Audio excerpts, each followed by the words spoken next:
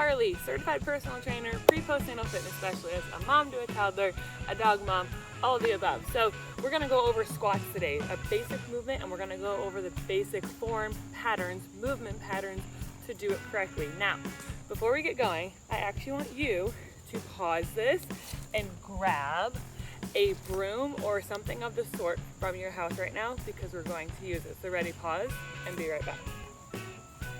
Okay, now whatever you have can come apart. So I have a Swiffer here and it actually can pull apart. So we just want to use the stick. Now, a squat is a common movement that you have probably done before, right? So in general, our feet are hip width apart. We're gonna sink our hips back and down. We're gonna get to about a 90-degree flexion if we can. Now let's do that squat from the side before we really dive into it. So your hips go back and down, you get about a 90-degree flexion. Now, something that has been said over the years that isn't necessarily true is that you shouldn't let your knees go past your toes. Let's look at the bottom of my squat real quick, okay? When I'm down, you actually see an angle in my shin. That's okay. My knees are actually right above my toes. That is because I have a decent amount of ankle mobility, which is why I am able to get kind of low into my squat. Before you even start squatting, I want you to eliminate that thought process of keeping your knees 100% behind your toes, okay? Because everyone has different mobility and everyone has different ranges of motion that they can hit. And if you are trying to force yourself back, you are distributing your weight in the wrong ways and therefore activating the incorrect muscle groups or maybe getting some low back pain or something like that. So let's take that out of our head first before we actually utilize the broom. If you've been holding it, you can set it down for a second. But let's start squatting before we use that broom, and we're gonna use it, okay? So go ahead and find your feet about hip width apart. Now everyone's hips are a different width, so find what feels comfortable. If you start maybe a little bit narrow and you go down and you're like, ooh, I can't get down hardly at all, go ahead and take your feet just a little bit wider. So generally speaking, the inside of your foot is gonna come straight up. If there was a line, the inside of that foot is gonna be in alignment with the outside of your hip, okay? So we are here, toes are slightly pointed out. Think like a 15-degree to maybe 30-degree outward facing of those toes, okay? So from here, go ahead and sit your hips back and down. So your hips break back first, and by association, your knees bend too. So we don't want to bend the knees first, okay? If your knees break first, we're pushing forward like a break dancer, okay? We want the hips to break first, so the hip joint breaks back first, and by association, as our hips go down, our knees will also bend, okay? So the hips just bent, the knees bend, the ankles are supporting by doing a little bit of flexion themselves, okay? So let's go ahead and sit back and down. As we are doing this, you want to keep your core nice and tight. So think of zipping up a zipper in your core. So as the zipper comes up, the core contracts inward. Or as you are squatting, okay, I'm here, you're going to exhale.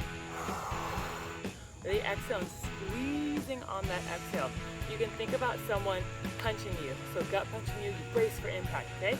We don't want to jar too much, but we want to make sure that as we are finding our good squat on the way down, we're bracing, continuing to brace, but continuing to breathe. Okay, there's also one cue that you might have heard before, and that is keep your chest up and look up in a squat. Now, I'm going to do 2 reps in a row from the side, and I'm going to do one without that cue and one with that cue, and I want you to notice the difference, okay?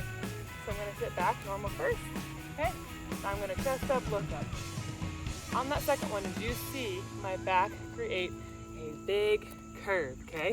So when you look up, you're creating a curvature in your spine that is not natural for you. This is where the broomstick is going to come in. So go ahead and pick it up, and we're going to start practicing reps together.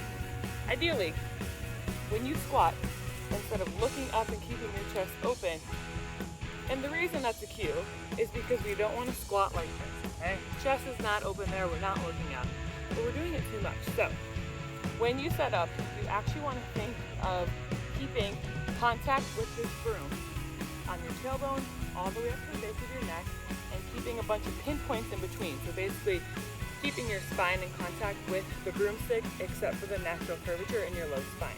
Okay, so we're going to be here. I'm holding it, base of my neck up here, tailbone down here, Okay, hold it nice and tight.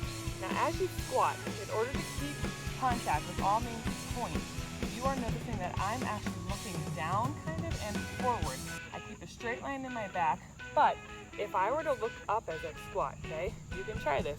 I'm losing contact everywhere with the broom. So you want to make sure you keep contact with that broom. It's going to keep a flat spine for the most part and a natural neutral gaze out in front of you. Now when you do that, you are setting yourself up correctly in spinal alignment for your squat, and therefore you are not going to have low back pain, especially as you start to overload the weights. So main points of the squat: feet about hip width apart, whatever that feels like for you. Toes are slightly turned out.